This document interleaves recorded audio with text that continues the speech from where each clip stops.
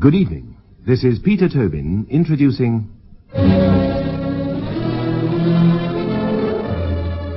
Lux Radio Theatre. Tonight and every Monday night at this time, Lux Radio Theatre presents for your entertainment the finest in radio drama. This week we present Home and Beauty by W. Somerset Maugham, a comedy set in London immediately after the First World War. What happens when a young woman finds herself married to two men at the same time, both of whom she loves dearly?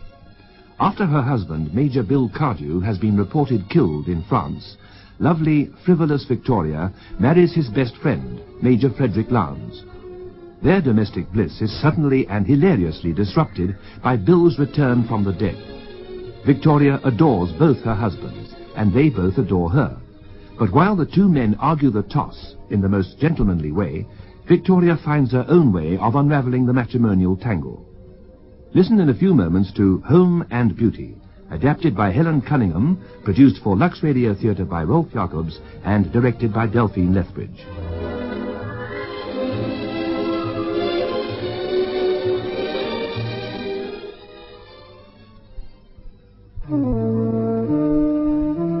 Here's an idea that will make you feel soft and beautiful, and you can do it this evening. Just take a long, creamy bath with Lux Beauty Soap. Sink back and relax, and let the extra rich lather of Lux soften your skin to film star smoothness.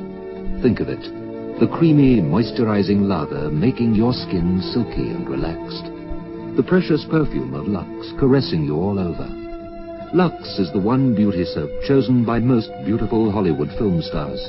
They choose it for its rich, moisturizing lather and precious perfume. Lux, a beauty treatment as you bathe. Shield gives a confidence that actually shows in your eye. Put on Shield deodorant and it's dry in seconds. That's the way it stays right through the day. Shield never makes you feel sticky. It just protects you and keeps you dry, feminine, fresh. Wear Shield, and the only thing you show is confidence. Shield gives a confidence that actually shows In your eyes, in your eyes. And now Act One of tonight's Lux Radio Theatre presentation, Home and Beauty.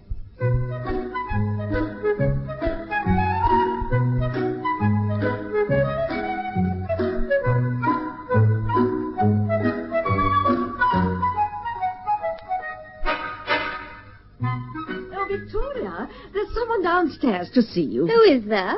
Who? Mr. Lester Peyton.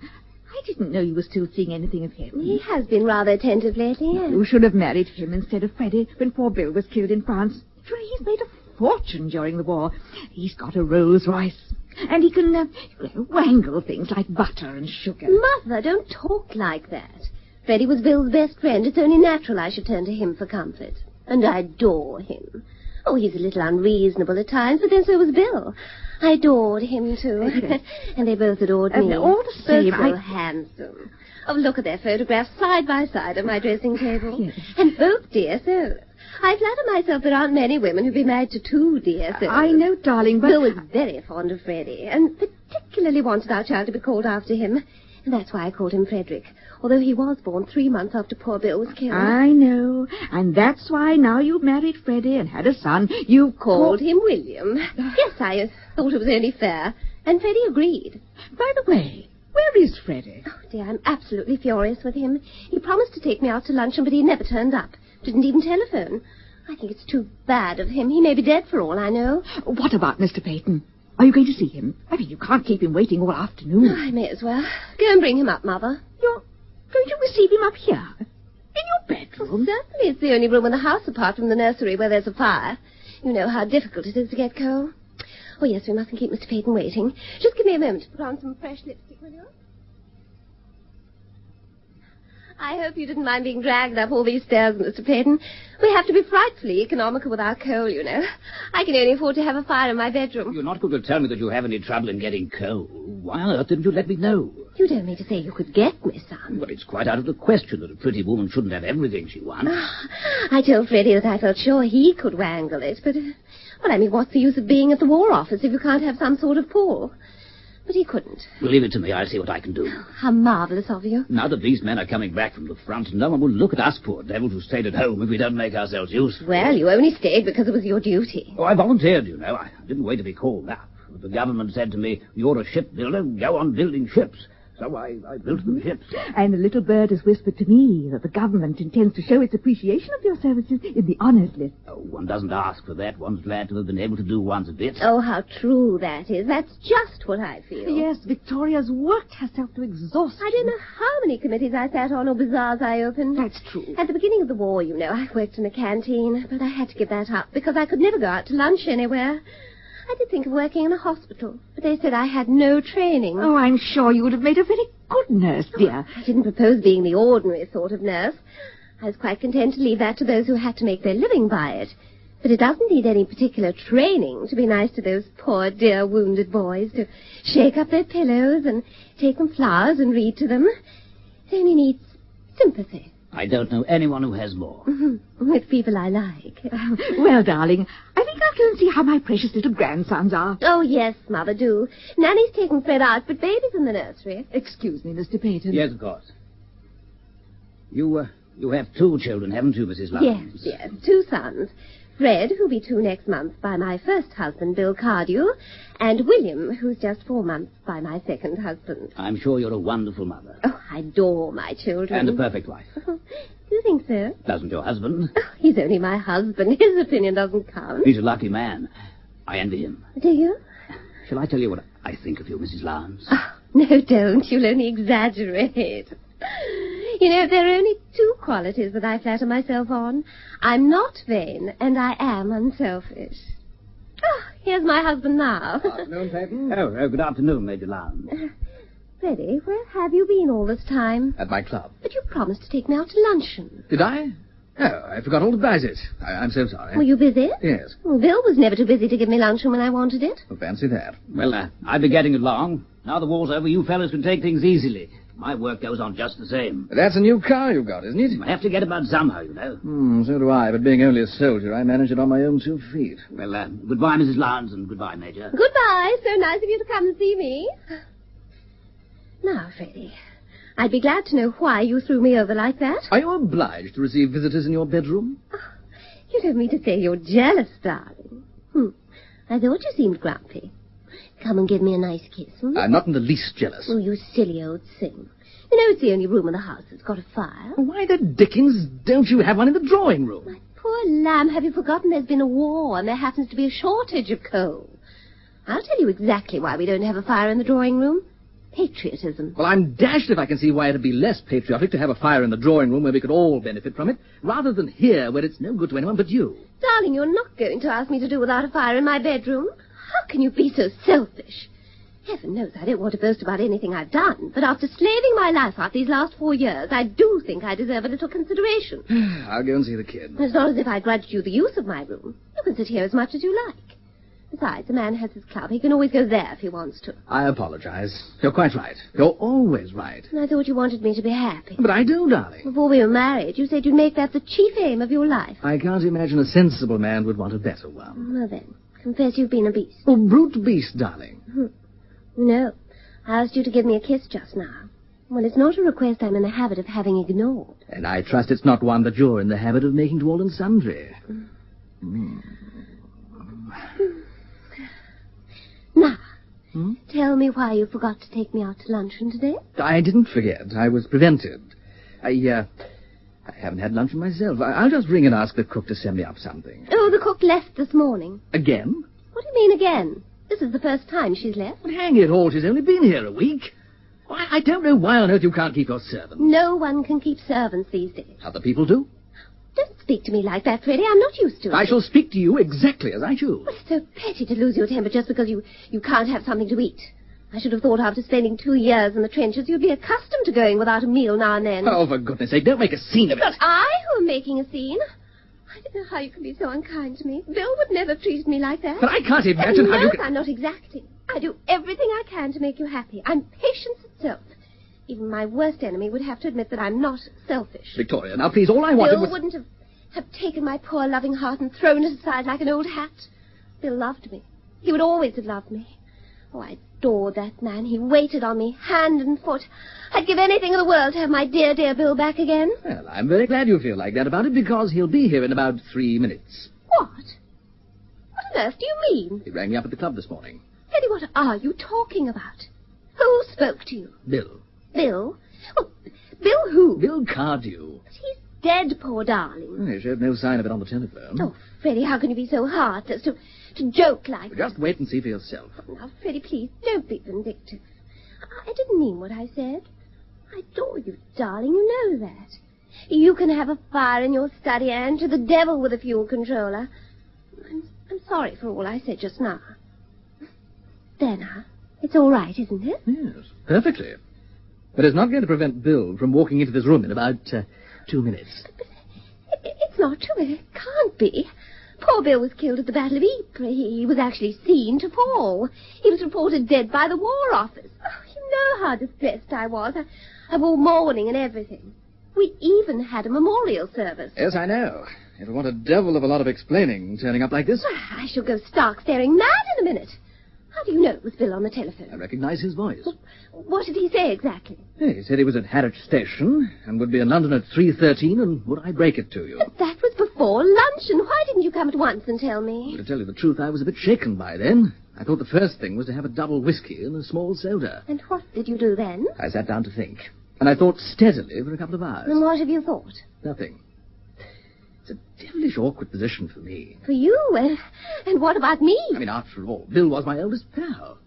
May think it rather funny that I've married his wife. May think? Do you mean you haven't told him? No. He's coming here under the impression that I'm his wife? Yes. But why on earth didn't you tell him at once? It was the only thing to do. Well, it just didn't strike me at the moment. Besides, it's rather a delicate thing to say on the telephone. Well, someone must tell him. I've come to the conclusion that you're the person to do it. Oh, no. No, I'm not going to deal my darling Bill this bitter, bitter blow. Anyway, it's not my province. Now, darling, you've got so much tact. I never knew anyone who could deal with a delicate situation as you can. You're so sympathetic, and you've got such a wonderful tenderness. No. There's only one way to deal with this. You just take him by the arm and you say, "Look here, old man, the fact it's is..." no good, Victoria. By George, here he is. Oh, no, I haven't even parted my nose. Fortunately, I have no personal vanity. Oh, where's that powder puff? Where's my lipstick? Hello. Well, here we are again. Bill! Well, was I right? I can hardly believe my eyes. Give me a kiss, old lady. Oh. Well, Freddie, old man, how's life? A1, thanks. Are you surprised to see me? A little. In fact, a good deal. You've neither of you said you were glad to see me. Yes, of course we're glad, Bill, darling, yes. Tactful of me to get old Freddie to come round and break the news, don't you think, Victoria? Yes, darling. And exactly like you. It's just like old times to hear you calling me darling every other minute. It's one of Victoria's favorite words. You know, I nearly didn't warn you. I thought it would be rather a lark to break in on you in the middle of the night. What? I'm just as glad you didn't do that, Bill. What a scene, my word. The Sleeping Beauty on her virtuous couch. Enter a man. Shrieks from the Sleeping Beauty. It is I, your husband. Tableau. Oh, he really is a little lamb, Victoria. Who's that? Who the devil do you think it is? The language. And the voice. Bill Cardews. Who is this man? Well, I may be a bit thinner. Don't you come near me or I shall scream. I was only going to kiss Oh, you. take him away. Victoria, who is that man? Well, Mrs. Shuttleworth, it's Bill Cardew. But he's dead. He doesn't seem to know it. Oh, it's a horrible dream. Of course he's dead. That man's an imposter. Shall I show you the strawberry mark on my left shoulder? I tell you, Bill Cardew's dead. Prove it. Prove it? The War Office announced it officially. Victoria went into mourning. Why, we had a memorial service. Fully choral. Yes. Did you have a memorial service for me, Victoria? Oh, that was nice of you. I say, old man, we don't want to hurry you, but we're all waiting for some sort of explanation. Well, I was coming to that. I was just giving you time to get over your first raptures at seeing me again. Well, have you got over them? I can only speak for myself. I was wounded at Ypres. Badly wounded. Yes, a fellow saw you fall. Said you were shot through the head. Just stopped a minute and saw you were killed and went on. Well, I wasn't. I was eventually picked up and taken to Germany. Next thing I knew, I was in hospital. and my memory had completely gone. Very strange. But your memory came back. Yes, gradually. It only returned fully shortly before we were released. Well, couldn't you have written then? They said I'd arrived before a letter, or even a telegram. Well, I suppose it is possible. Well, I'm not dead, as you can see. And what's more, I propose to live for another 40 years, if not 50. Now, I wouldn't mind getting out of these dirty clothes and into something decent. I'll just go through to my dressing room. I remember I had a blue serge suit that was rather dressy. Oh, wait a moment. I've put all your clothes away. Where? In camphor. You can't put them on until they've been well aired. Oh, well, I suppose I can... I say, is that the kid? What's his name? Well, don't you remember just before you went away, you said you'd like him called Frederick if he was a boy? Yes, I did. But you said you'd made up your mind to call him Lancelot. Yes, well, when I thought you were dead, I felt I must respect your wishes. Of course, I asked Freddie to be godfather. Has the old ruffian been a standby to you while I've been away? I have seen a good deal of him, yes. I felt you were safe with him, you know. He's a brick. I say, spare my blushes. He was very kind to me during my bereavement. Dear old chap. I knew you were a tower of strength. I did what I could, you know. Oh, don't be so modest about it all. Well, I'm going along to the nursery to make his lordship's acquaintance. Oh, something's got to be done. Yes, but what? Oh, Freddie, think of something. I don't know what to do. Well, you've got to do something, even if it's only something stupid. The only thing that occurs to me is to stand on my head. Hey, Victoria. Victoria, I think we've been done. Oh, dear. That child. Upon my soul, there's not much of him for a 2-year-old. That baby was 4 months last Tuesday. 4 months? So you've been busy in my absence, Victoria. Freddie, for goodness sake, explain. Don't just stand there with your mouth open. The fact is, you've made a rather absurd mistake, Bill. You've been away so long that naturally there's a good deal you don't know. Such as? Well, that infant you saw isn't your son. I had a sort of suspicion that he wasn't. The fool. Well, who the deuce is the father? Well, in point of fact, I am. You? You don't mean to say you're married? Yes. Lots of people are. In fact, marriage has been quite a thing during the war. Well, I'm jolly glad to hear it, old man. I knew you'd be caught one of these days. You were a wily old bird, but... well, we all come to it. My very best congratulations. Thanks, that's awfully good of you. I'm staying here, you know. Oh, are you? First rate. Is your missus here, too? It's rather difficult to explain. Oh. Don't tell me she's only got one eye. Look, can't you guess why I'm staying here? No. You don't mean you've married Victoria's mother? Oh, good gracious. Well, no, not exactly. What do you mean by not exactly? I hope you hadn't been trifling with the affections of my mother-in-law. Oh, do I look as if I were the mother of that baby? We live in an age of progress. One should keep an open eye about things. You misunderstand me, Bill. Is there nothing between you and Victoria's mother? Certainly not. Oh, well, I'm sorry. I should have liked to be your son-in-law. And you would have done the right thing by her, wouldn't you? Really, Bill? I don't think you ought to talk like that about Mother. If he's compromised her, he ought to marry her. He hasn't compromised her, and he can't marry her. Well, I don't want to be inquisitive, but if you didn't marry Victoria's mother, who did you marry? Confound you, I married Victoria!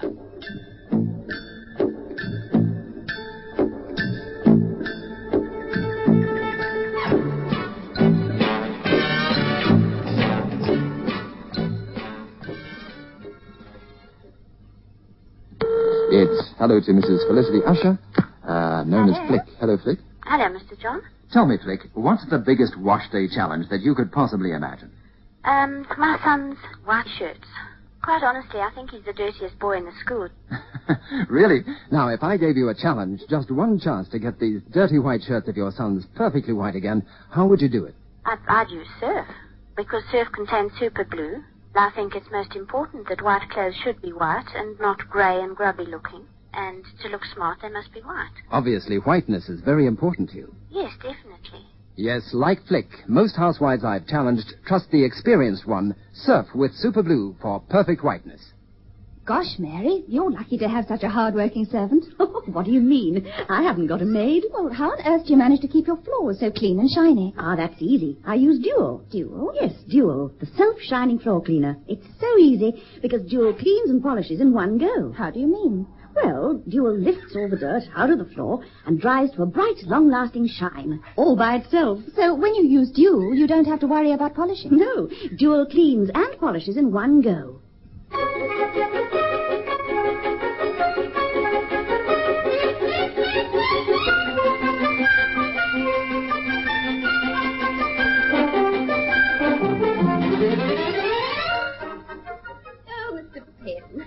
I'm so sorry to have kept you waiting in this chilly drawing room, but I was still dressing. You're very kind to have come so soon. What a catastrophe. You must be beside yourself. What in heaven's name are you going to do? I've no idea. That's why I telephoned you. You have encouraged me to bring all my difficulties to you. Yes, of course, yes. We must discuss the matter. I suppose you've been having the most terrible scenes. Oh, heartrending. You see, they both adore me. And you? Oh, I only want to do my duty. How like you. How exactly like you. It was so sweet of you to come and see me at once.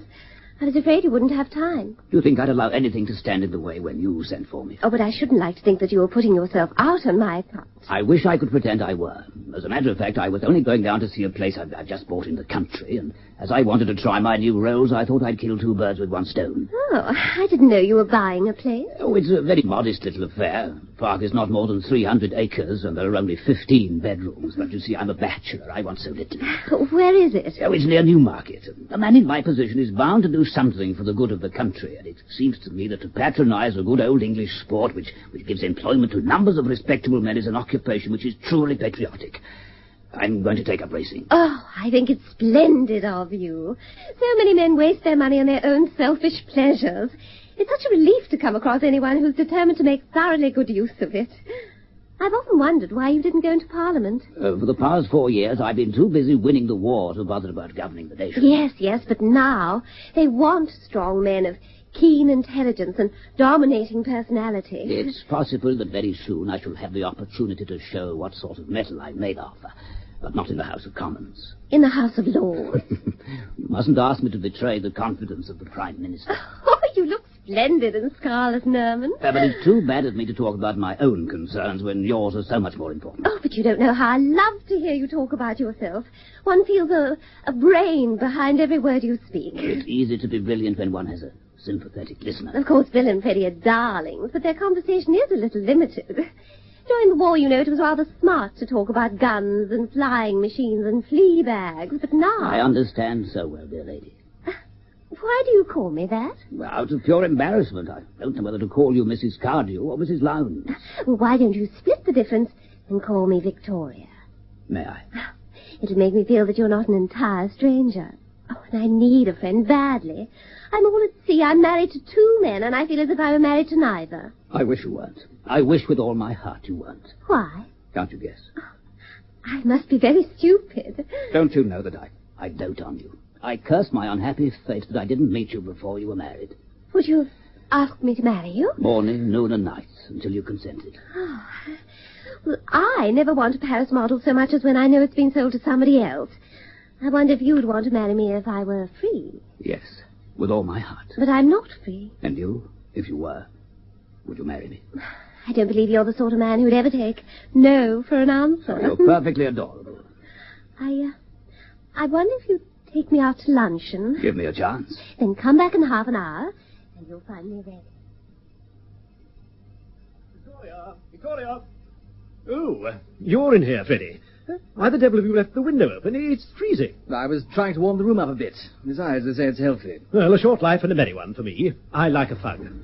Well, that won't make it any warmer. I tried that. You silly ass. Oh, why didn't you light the fire? But don't be so darned unpatriotic. You can't have a fire in the drawing room. Victoria must have one in her bedroom so that I... Where the devil did you get that suit? Rather saucy. I flatter myself. Victoria sent it in for me. Well, she needn't have sent you the only new suit I've had since the war. I think that's a bit thick. Well, I couldn't go round in the dirty old thing I arrived in. Well, if you'd had the decency to ask me, you might have had this suit I've got on. Oh, thanks, but I don't altogether like that one. It's a bit baggy at the knees. You're very much mistaken if you think you're going to wear all the new clothes and I'm going to wear all the old ones. If you're going to be shirty about it, where the devil did you get that type in? Huh? Oh, Victoria gave it to me on my birthday. Yeah, well, it's mine. She gave it to me on my birthday first. And where did you get those cufflinks? Those? Oh, Victoria gave them to me as a Christmas present. Oh, did she? Well, she gave them to me as a Christmas present before she gave them to you. You jolly well take them off. I'll see you blowed first. At your death, you left everything to her in your will. If she chose to give them to me, it's no business of yours. Well, I'm not going to argue about it, but I think it's dash bad form to swank about in a dead man's jewellery. By the way, did you ever have a hammered gold cigarette case? Rather. That was Victoria's wedding present to me. Did you get it too? Thrifty woman, Victoria. I say, unless I have a fire, I shall turn into the Albert Memorial. Well, it's all late. Apply a match and see what happens. I think I will. Here are some matches. Oh, thanks. There. But now I can take my overcoat off. You know, Victoria will be furious. Oh, that's your lookout. You'll have to take the responsibility. Me? But it's nothing to do with me. You're the master of this house. Not at all. I am but an honoured guest. Oh, no. The moment you appeared, I sank into insignificance. My dear fellow, where did I sleep last night? In the spare bedroom. That proves conclusively that I'm a guest, and nothing more. Nonsense. Where the devil do you think I slept? Down here. Why on earth did you do that? You were perfectly sober when I went to bed. Victoria said I couldn't sleep in the next room to hers now that you were back. Oh, well, I dare say you made yourself very comfortable on the sofa. Look at the darn thing. By the way, why has all the furniture been changed? Well, Victoria had the room redecorated after you were killed. It had too many old associations. She wanted to distract her mind. Oh, I was under the impression that you'd undertaken that. I was sympathetic. That is surely what you'd have liked me to be. Of course. I'm not blaming you. If you'd seen Victoria in tears, you couldn't have expected a man not to try and console her. She's the only woman I ever knew who looks as pretty when she cries as when she smiles. It's a great power. There. I knew you'd take it like a sensible man. Quite so. When would you like me to clear out? My dear fellow, why should you want to do that? Surely you don't for a minute imagine that I shall be in the way. I propose to make my visit quite a brief one. Oh, I'm sorry about that. Victoria will be very disappointed. But of course that's no concern of mine. You and your wife must arrange that between you. My dear fellow, you quite misunderstand me. I am not a man to come between husband and wife. What the devil do you mean? Well, if it comes to that, what the devil do you mean? Good morning, Bill, dear. Good morning, Victoria. Good morning, Freddie. Good morning, Victoria. I went to Bill first because he's been away so long. Very naturally. And he was your husband long before I was. I don't want either of you to be jealous of the other. Who lit that fire? He did. It was his match. Of course, you don't care if we run so short of coal that my wretched babies die of double pneumonia. It's simply criminal to use coal in here. I'm tortured by the pangs of remorse. But if you feel so badly about it, need you get quite so close to the fire? Well, if there is a fire, I may as well get some benefit from it. Now, as I was saying, I don't want any jealousy. I adore you both, and I'm not going to show any favoritism. It's quite all right, Victoria. I know quite well that I only came second in your heart. As long as Bill was around, you never had a thought for me. Oh, I don't know about that. Even the most constant woman likes a change now and then. No. I know Victoria has a faithful heart. She can never really love any man but you, Bill. Victoria, you know how I adore you. You're the only woman in the world for me. But Bill has come back. And therefore there's only one course open to me as a gentleman and a man of honor. It's a bitter, bitter sacrifice, but I'm equal to it. I renounce all rights in you. I will go away, a wiser and a sadder man, and leave you to Bill. Goodbye, Victoria. Give me one more kiss before we part forever. Oh, how beautiful of you, Freddie. What a soul you've got. Goodbye, Victoria. Forget me and live happily with a better man than I. I shall never forget you, Freddie. Goodbye. Go quickly now. I shall break down. Goodbye, Bill. Do be kind to her. I couldn't do this for anyone but you. Nothing doing. What do you mean? Get away from that door and let me pass. Only over my dead body. Bill, why prolong a painful scene? My dear Victoria, I am not the man to accept a sacrifice like that. No, I'll not come between you. Oh, Bill, how noble. Victoria, I'm a gentleman and a soldier. To all intents and purposes, I'm as dead as mutton. I'll remain so. Victoria will never be happy with me now that you've come back. Not another word. She's yours. I understand it all. You're both so noble, so heroic, so unselfish. But I can't have you both. I must have a husband, but only one. I cannot have and will not have two. Wait, I have an idea. Let's draw lots. How do you mean, Freddie? Well, we'll take 2 pieces of paper and make a cross on one of them. Then we'll fold them up and put them in a hat. We'll draw, and the one who draws the cross gets Victoria. Oh, That'll be rather thrilling. No, I'd sooner toss for it. I'm lucky at tossing. You mean to say you funk it? Well, I don't exactly funk it. It's an awful risk to take. Oh, it'd be so romantic. Come on, get some paper, Freddie. Yes, all right. No, I don't like it. This isn't my lucky day. I saw the new moon through glass. I knew something was going wrong the moment I opened my eyes this morning. There. Now, whoever draws the blank paper renounces all claim to Victoria. He vanishes from the scene like a puff of smoke. He'll never be heard of again. I still don't like it. I repeat that I only do it under protest. Now, Bill, don't be disagreeable the moment you come home. We'll have plenty of time for that during the next 40 years. And you seem rather above yourself, Freddie. Supposing you draw the blank. I saw a dappled horse this morning. Well, the pieces of paper are ready. What shall we put them in? Well, here's a waste paper basket. That's the best thing. Right. Now, you do understand. One of these papers has a cross on it. I will put the two papers in the basket. There we are. And now Victoria shall hold it. It's agreed that whoever draws a blank shall leave the house at once. Yes. Right. Here you are, Victoria. Now, shake them well. All right. I say, isn't this thrilling? Now, you draw first, Bill. No, I can't. I really can't. But you're right. You're Victoria's first husband. Oh, he's right there, Bill. You must have the first dip in the lucky bag. Oh, Come on. This is awful. I'm sweating like a pig. Courage, old man, courage. It's no good. I can't. Oh, I can see how much you love me, Bill. Shut your eyes, man, and make a plunge for it. Oh, well, the only thing is to get it over. I wish I'd been a better man. Now, the other's yours, Freddie. Come on, take it. Thank you. Blank. It's blank. Blank. Oh, I haven't opened mine yet.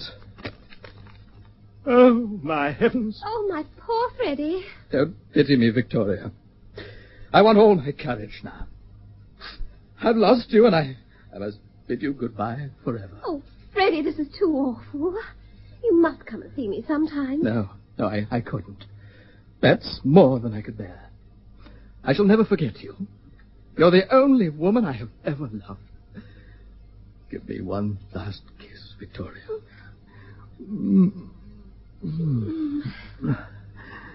Goodbye. Before you go, you might just let me have a look at that other piece of paper. The one with the blank on it. Why do you want to see it? Well, just curiosity. Now, really, Bill. I don't know how you can be so heartless, giving way to curiosity when my heart is breaking. Anyway, I threw it on the fire. Oh, no, you didn't. You put it in your pocket. I've had enough of this. Can't you see that I'm a desperate man? Not half so desperate as I am. If you don't give me that piece of paper quietly, I'll take it from you. Go to blazes. Come on, give it up. What is the matter? Have you both gone mad? I'll make you.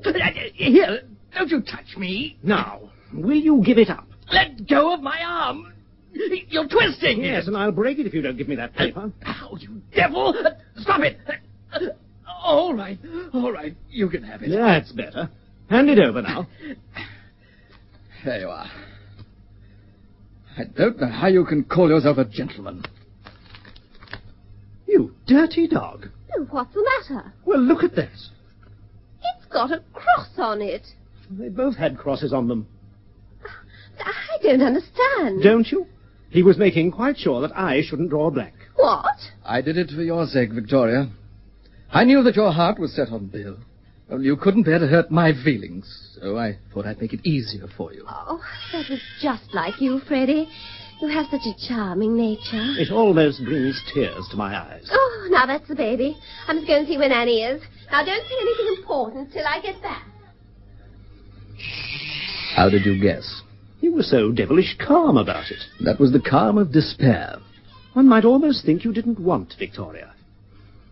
Bill, old chap, you know I'm not the sort of man to say a word against my wife. Nor am I the sort of man to listen to a word against mine. But hang it all, if a fellow can't discuss his wife dispassionately with her first husband, who can he discuss her with? I can't imagine, unless it's with her second. Tell me what you really think of Victoria. The sweetest little woman in the world. No man could want a better wife. She's pretty. Charming. Delightful. I confess that sometimes I thought it hard that when I wanted a thing it was selfishness, and when she wanted it was only her due. I did sometimes wish I could call my soul my own. The fact is, I'm not worthy of her, Bill. As you so justly said, no man could want a better wife. No, you said that. But I'm fed up. If you'd been dead, I'd have seen it through like a gentleman, but you turned up, so now it's over to you. No. Look here, there's only one thing to do. She must choose between us. I'd rather toss for it. I'm not going to risk anything like that. I've had enough of your hanky-panky. I thought I was dealing with a gentleman. Here she's coming now. Oh, Freddie, this is too much. Nanny's given notice. What? So I've telephoned Mother to come and fetch the children. Well, that's all right, then. No, all the other servants are leaving too, right now. Oh, well, that's a bit thick, I must say. Oh, I've done everything in the world for them. And now to walk out like this. They're following the example of that wretched cook, of course. Oh, well, Freddie and I will do the housework and cooking until you get some more. But there's one thing, Victoria. Yes? Well, we've decided there's only one thing to be done. You must choose between us. Oh, how can I? I adore you both. Besides, there's nothing to choose between you. And I don't want to hurt anyone's feelings. No, you must decide. Now, take a good look at us, Victoria, and say which of us it's to be. To tell you the truth, I don't see why it should be either. What? Hang it all, it must be one or the other. I think no one can deny that since the day I married you, I've sacrificed myself in every mortal way. I've worked myself to the bone to make you comfortable. Very few men have had such a wife as I've been to both of you. But one must think of oneself sometimes. How true. Well, the war's over now, and I think I've done my bit. I've married 2 dear souls. Now I want to marry a Rolls Royce. But I thought you adored us. Well, you see, I adore you both. It's 6 of one and half a dozen of the other. And the result is... a washout. Hang it all, I think it's a bit thick. Do you mean to say that you fixed up to marry somebody else behind our back? Oh, you know I wouldn't do a thing like that, Freddie. Well, I don't get it. My dear Freddie, have you ever studied the domestic habits of the unicorn? We're afraid our education was very much neglected. The unicorn is a shy and somewhat timid creature, and it's impossible to catch him with the snares of the hunter. But he's strangely impressionable to the charms of the fair sex. When he hears the frou-frou of a silk petticoat, he forgets his native caution. In short, a pretty woman can lead him by the horn. Oh, Victoria, dear, I've come for the children. Oh, and Mr. Peyton is downstairs. Did he come in a Rolls Royce? Why, yes. I'll come down at once. The unicorn's going to take me out to luncheon.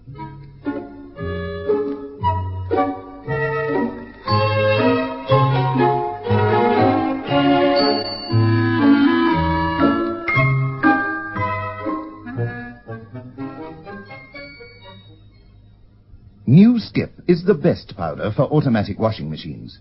Ask any manufacturer about Skip's low-lather formula and how it works with his machine to give the best results. And ask any housewife about Skip's great new whitening power. It's true. My machine manufacturer recommended New Skip, so I tried it. And it's fantastic. New Skip has oxygen whiteners, and it gets my whites really white. And Skip is great for colors, too. Whichever program I use on my automatic washing machine, Skip gives me wonderful results. Yes, Skip is best for your clothes and your machine. That's why it's recommended by all 16 top manufacturers of automatic washing machines. Close-Up toothpaste is for close-ups. Close up when you kiss me. Kiss me. Close up when you touch it. Close up when you're smiling. Smiling. Close up is for close up. When you're close to people, really close, you need new Close-Up toothpaste. Clear red or clear green mint. 2 whiteners clean your teeth their whitest white. A real mouthwash gives you fresh breath. Close-Up, it gets breath as fresh as possible and teeth as white as possible. Close up when you kiss me. Kiss me. Close up when you touch it.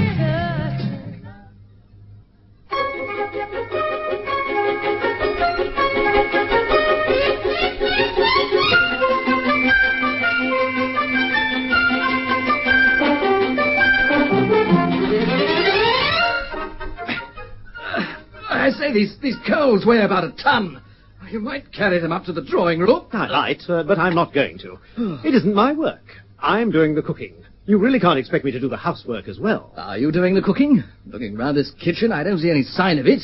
There's a lot of dirty dishes. I don't see why I've got to sweat my life out. You see, you have no organization. Housework's perfectly simple, only one must have organization. I have. That's my secret. I was a mug to say I do the housework. I might have known you'd freeze onto a soft job if there was one. I naturally undertook to do what I could do best. Cooking is an art. Any fool can do housework. Now just look nippy and get the table laid while I see to the potatoes. Is it luncheon or dinner? Well, I don't know yet. but we're having it down here in the kitchen because it's easier for dishing up. Organisation again. What does Victoria say to that? No, I haven't told her yet. She's in an awful temper this morning. Oh, why? Well, because the water in the bathroom wasn't hot. Wasn't it? You know very well it wasn't. You were too lazy to get up in time. So much for your organisation. What do you mean? Well, ever since I've been at the War Office, I've heard fellows talking about organisation, but I never could find anyone to tell me just what it was.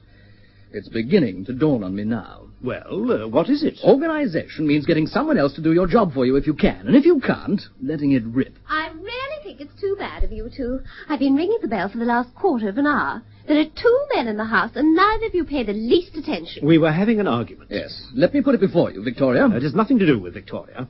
I'm the cook, and I won't have anyone come interfering with my kitchen. We must do something, Victoria, or you'll get no luncheon. I shan't be here for luncheon. Why not? Because Mr. Lester Peyton has made me an offer of marriage, and I have accepted it. You've got 2 husbands already, Victoria. Hello, who's that? That's my solicitor. Oh, what? I told him to come at once. I'll go and open the door, Freddie, will you? What the dickens does he want? He's going to fix up my divorce. You're not letting the grass grow under your feet, are you? Hurry and answer the door, darling. All right. I was just taking my apron off. This is a desperate step you're taking, Victoria. Well, I have to do something. You must see that the present situation is absolutely impossible. Well, if you've quite made up your mind to divorce me, I can almost look upon you as another man's wife. What do you mean by that?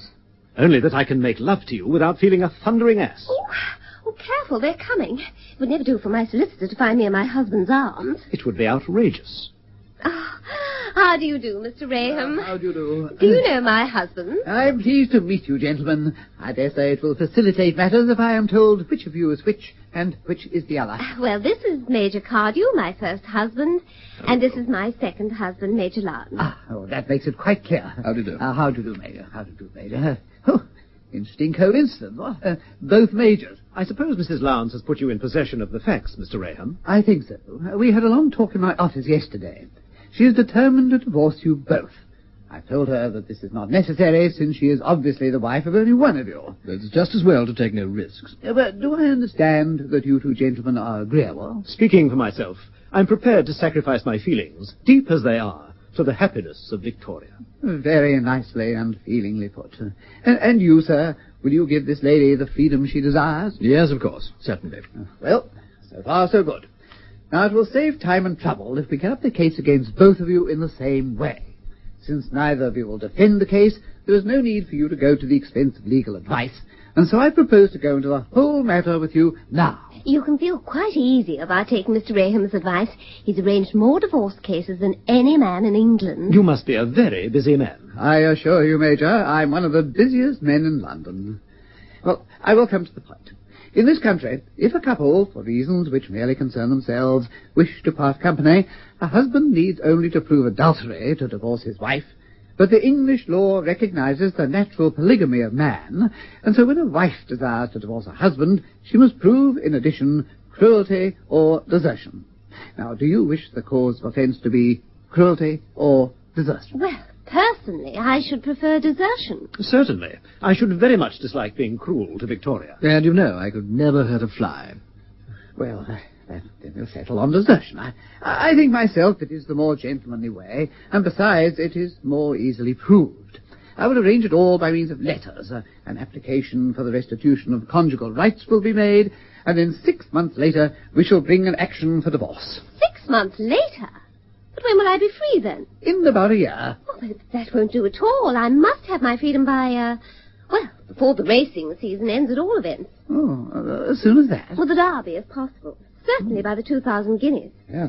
In that case, it will have to be cruelty. It can't be helped. They'll have to be cruel. I don't like the idea, Victoria. Try and be a little unselfish for once, darling. I'd never strike a woman. If I don't mind, I don't see why you should. Cruelty has its advantages. If it's properly witnessed, it has a convincing air which desertion never has. My mother will swear to anything. Servants are better. The judges are often unduly suspicious of the mother-in-law's testimony. But you can leave it safely to me.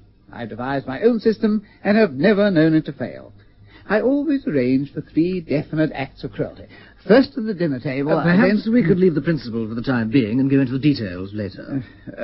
Very well. But let us pass to the last point. Trivial in itself, but essential in order to satisfy the requirements of our English law. Adultery. That, I think, you can safely leave to us. With the price of a supper in my pocket and an engaging manner, I'm prepared to supply all the evidence you want. I am shocked and horrified by your suggestion. Do you expect a man in my position to connive at immorality? Immorality? Well, there must be, shall we say, a soupçon of it, under normal circumstances. Not at all.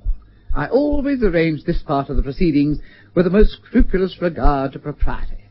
I shall arrange for both of you to come to my office and meet a certain lady. What's she like? A most respectable person. I have employed her in practically all the fashionable divorces of the last 15 years. You amaze me. Does she make money by it? Oh, sufficient for her simple needs. She charges only 20 guineas for her services. Well, I'm sure I could get it done for less. And not by a woman of refinement. Oh, well, with most of us, it's only once in a lifetime. Well, I will proceed. You will fetch this lady at my office and drive with her to the Hotel Majestic, where you will register as husband and wife. You will be shown to a suite of rooms which I shall engage for you, and supper will be served in the sitting room. You will partake of this, and you will drink champagne. I should like to choose the brand myself. I have no objection to that. Thanks. Then you will play cards. Miss Montmorency is a wonderful card player. She has not only an unparalleled knowledge of all games for two, but she can do a great number of tricks.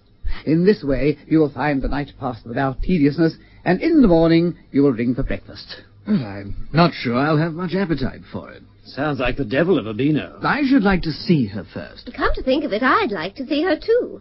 Men are so weak. I'd be much easier in my mind if I'm sure these poor boys won't be led astray. Well, that's easily arranged. I have Miss Montmorency with me.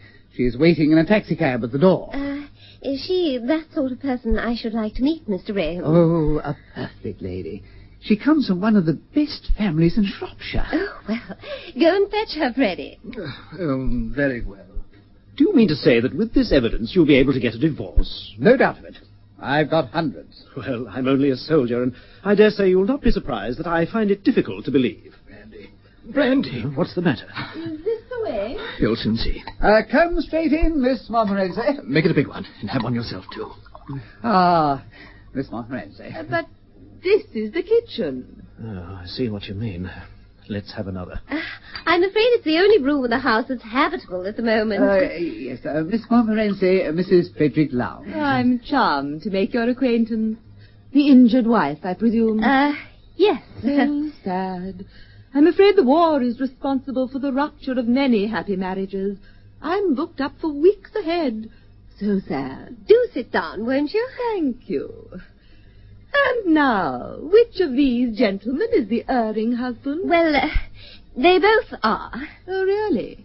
And which are you going to marry after you've got your divorce? Neither. But I naturally concluded that one was the husband you are discarding, and the other the husband you are acquiring. The eternal triangle, you know. In this case, the triangle is four-sided. Oh, how very peculiar. I don't want you to think I've been at all careless, but the fact is, through no fault of my own, they're both my husbands. Oh, really? How very interesting. And which are you divorcing? I'm divorcing them both. Oh, I see. Oh, very sad. But I think I ought to tell you at once that I shouldn't like to misconduct myself. I use the technical expression with both these gentlemen. Oh, we shall be generous, Miss Montmorency. I have to think of my self-respect. One gentleman is business, but two would be debauchery. Mrs. Lowndes is anxious to put this matter through as quickly as possible. Well, I dare say my friend, Mrs. Onslow Jarvis, would oblige if I asked her as a personal favour. Are you sure she can be trusted? Oh, she's a perfect lady. The widow of a clergyman, and she has 2 sons in the army. Unless we can get Miss Montmorency to reconsider her decision, I'm afraid we shall have to put up with Mrs. Onslow Jarvis. I am adamant, Mr. Raham, adamant. Well, I'm all for Mrs. Onslow Jarvis, personally. Then you fall to me, Major. I didn't quite catch your name. Cardew. I hope you play cards. Sometimes. Oh, it's such a relief to find a gentleman who's fond of cards. Otherwise, I suppose the night seems rather long. Oh, not to me, you know. I'm such a student of human nature. But my gentlemen begin to grow a little restless when I've talked to them for 6 or 7 hours. I can hardly believe it. One gentleman actually said he wanted to go to bed. But of course I told him that would never do. Forgive my asking. You know what men are. Do they never attempt to take liberties with you? Oh, no. If you're a lady, you can always keep a man in his place. I can assure you, Miss Montmorency, that you need have no fear that I shall take advantage of your delicate position. Of course you will divest yourself of none of your raiment. On the contrary, I propose to put on an extra suit of clothes. I'm sure we shall have a delightful night. And I know you, Major, Lowndes. I'm sure, Major Lowndes, you'll like Mrs. Onslow Jarvis. She has such charm of manner, so much ease. You can see that she did a lot of entertaining when her late husband was vicar at Clacton. They have a very nice class of person at Clacton. Yes, I shall be charmed to meet her. I don't know what Mr. Raham would say to our sharing a suite. We could play bridge. She's a very fine bridge player, and we only pay threepence 100 because in her position she can hardly gamble, can she? I always like to oblige, Miss Montmorency, but I hardly think that arrangement would do. You know how fussy some judges are. We might hit on one of them who saw nothing in it. Well, let's take no risks. Business is business. It must be you and me alone then, Major Cardew. You will let me know in good time when you fix the fatal night. I'm very booked up just now. Of course, we'll do everything to suit your convenience, Miss Montmorency. And now, Mrs. Lowndes, as we've settled up everything, I think Miss Montmorency and I will go. I can't think of anything else. Goodbye, then. I am not going to say goodbye to you, Major Cardew, but au revoir. Believe me, I look forward to our next meeting. Good morning, Mrs. Lowndes, and good morning, Major Cardew. Shall I show you to No, we shall find our own way out. Goodbye, Mr. Raham. Goodbye. Goodbye. Well, this is a bit of all right you've let us in for, Victoria. Well, darling, it's the only thing I've ever asked you to do for me in all my life, so you needn't complain. I'll bear it like a martyr. The only thing left is for me to bid you goodbye. Already? You must understand, under the circumstances, it wouldn't be quite nice for me to stay here. Besides, without servants, it's beastly uncomfortable. I should go to Mother. Oh, your mother? Where else would you expect a woman to go in a crisis like this? And the children are there already, so, Won't you even stay for luncheon? Lester will give me a better one, I think. In any case, I realize it's a painful moment for both of you, and we shan't make it any easier by dragging it out. True. Goodbye, Bill. I forgive you everything, and I hope we shall always be good friends. Goodbye, Victoria. I hope this will not be, by any means, your last marriage. When everything's settled, you must come and dine with us. I'm sure you'll find Lester has the best wines and cigars that money can buy. Goodbye. And now, Freddie, it's your turn. Now that there's nothing more between us, you might give me back that tie pin I gave you. Here you are. Thank you. And there was a cigarette case. You've no doubt got it in your pocket. Take it. Thank you. They say jewelry's gone up tremendously in value since the war. I'll give Lester a cigarette case as a wedding present. You always do, Victoria. Men like it. Goodbye, Freddie, dear. I'll always have a pleasant recollection of you. Goodbye, Victoria. Would you like a taxi? No, thanks, I'll walk. I think the exercise will do me good. Wonderful woman. Yes, I shall never regret having been married to her. Now, what about lunch?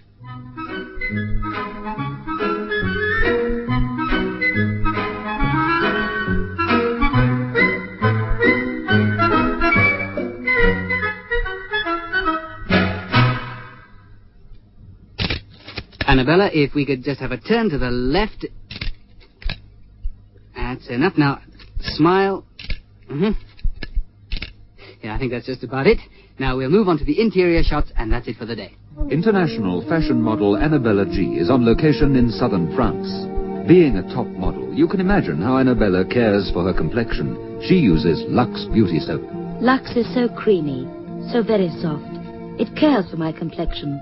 I wouldn't use anything else. Like Annabella G, like beautiful women everywhere, choose the creamy, moisturizing lather of Lux to care for your complexion. Lux, a beauty treatment as you bathe.